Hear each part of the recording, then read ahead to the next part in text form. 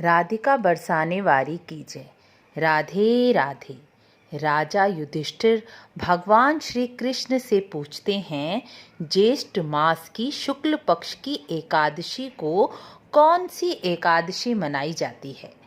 तब भगवान श्री कृष्ण कहते हैं, ज्येष्ठ मास की शुक्ल पक्ष की एकादशी तिथि को निर्जला एकादशी मनाई जाती है। यह साल की 24 एकादशियों में सबसे बड़ी एकादशी मानी गई है। तब वहाँ महर्षि वेदव्यास भी होते हैं।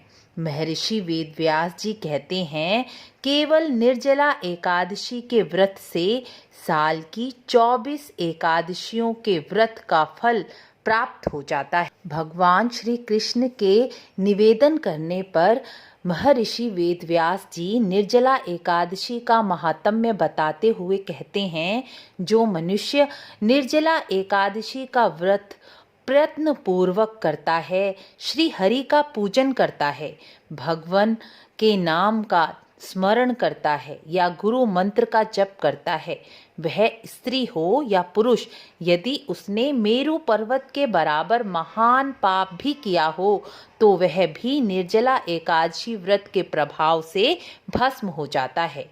जो मनुष्य बिना जल के यह निर्जला व्रत करते हैं, उसे एक एक प्रहर में कोटि कोटि यानी 1 करोड़ स्वर्ण मुद्रा दान करने का फल प्राप्त होता है।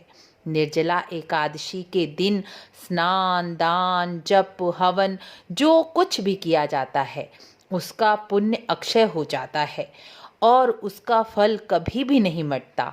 इसके विपरीत महर्षि वेदव्यास जी कहते हैं, जो मनुष्य एकादशी के दिन अन्न का भोजन करता है, वह चांडाल के समान है और मरने पर दुर्गति को प्राप्त होता है।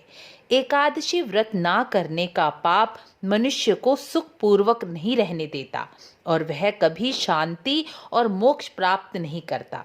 निर्जला एकादशी के दिन जल में शयन करने वाले भगवान विष्णु का तुलसी दल, मंजरी, फल, फूल, आंवला से पूजन करना चाहिए। इस दिन जल, शरबत, फल, अन्न, वस्त्र, गाय, जल, शैया, सुंदर आसन, कमंडल, छाता, घड़ा, पंखा दान करने का बहुत महत्व बताया गया है।